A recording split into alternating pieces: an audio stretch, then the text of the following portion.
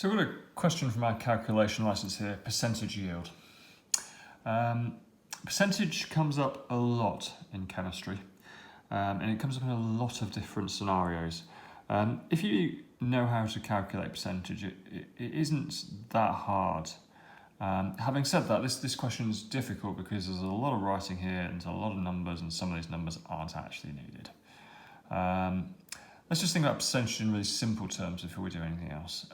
A lot of the old style GCSE papers always used to be marked out of 60.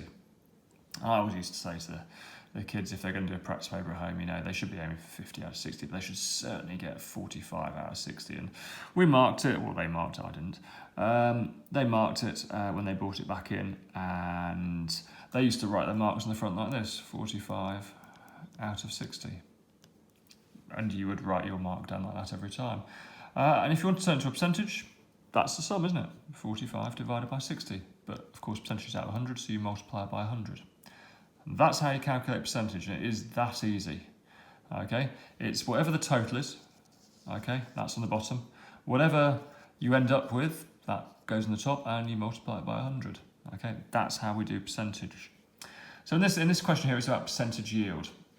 Now, the idea here is when you do a chemical reaction, you react your reactants, and you get your products. Now, you should, in theory, get 100% yield. All your reactants should convert to be products. But in practice, that doesn't happen. Why doesn't it happen? Well, some of your product gets lost. It could just, as the reaction happens, some of it could just blow away. So some of your product gets lost. Not all your reactants may react. That's the second reason. And the third reason is sometimes you actually get competing or unwanted reactions going on the side that take up some of the reactants or the products. So there's three reasons you don't get 100% yield. And guess what? You need to know this for GCSE. The three reasons are lost product, unreacted reactants, or unwanted and competing side reactions. They're the three reasons. So that's what this question is about. It's about calculating what the percentage yield is in a reaction. So it says here, it's possible to turn ethene into ethanol by reacting it with steam. This is done in factories on an industrial scale.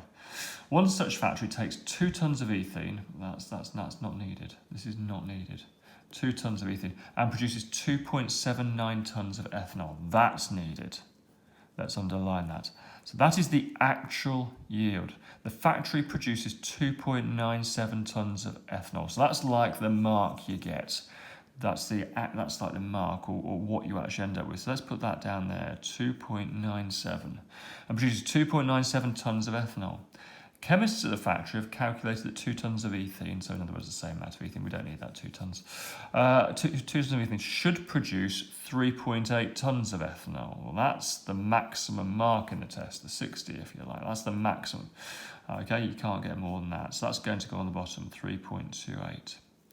Okay, so this chemical factory got 2.97 out of 3.28. When you do a test, maybe you'll get 45 out of 60. Okay, how do you turn it to percentage? You multiply it by 100.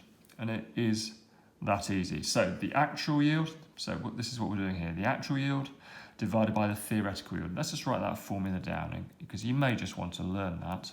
The actual yield over the theoretical yield.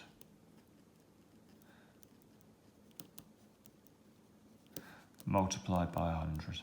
So learn that formula. Theoretical yield is what you would get if every last atom of reactant turned completely into product. Okay, and the actual yield is what you actually end up with because you have product that gets lost, you have reactants that don't react, and you have unwanted and competing side reactions that get in the way of giving you that theoretical yield. So the answer, let's put those numbers into a calculator and come up with the answer. Here we have my old calculator from when I was back at school, back from 1986 vintage. We'll see if it still works. 2.97 divided by 3.28, and we're going to multiply that by 100, equals 90.548781, but the question says answer to 2 significant figures. So the first 2 figures are 9 and 0, 90. So that's our answer, but our next figure is a 5, so of course we have to round the 90 to 91. So the answer is going to be 91%. Okay, so that's percentage yield. Just have a quick look at how percentage can crop up. This is an old style exam question I pulled off an Excel paper, 2012 I think it is. We've got this one here. I don't think this necessarily be on your specification nowadays, but they do seem to play with the maths they give you, so we can't predict exactly what the calculations will be. So let's just have a quick look at this one, because it's again, it's a percentage thing. Calculate the percentage. So remember what it is. It's the whatever you've got divided by the total multiplied by 100. This question says, iron reacts with iodine to form iron 2 iodide, and it gives you the formula of iron 2 iodide, FeI2. It asks you to calculate the percentage by mass of iron in iron 2 iodide. So the mass of the whole thing with the mass of iron on top. Okay. Now the mass of iron on the periodic table, the atomic mass of iron on the periodic table is 56. So I'll give you that one. And you could get that for periodic table anyway. So what we've got iron divided by iron iodide multiplied by 100. Now it gives you the relative formula mass of iron iodide. It's 310, so it's going to be 310. You've got 56 of the iron, multiplied by 100. Let's stick that in a calculator, and we get the percentage again. So we've got 56 divided by 310. That's what we've done there. 56 divided by 310 multiplied by 100 equals 18%. Equals 18%. Percentage calculations come up a lot. They're really worthwhile mastering because they are quite straightforward and they do give you quite easy marks.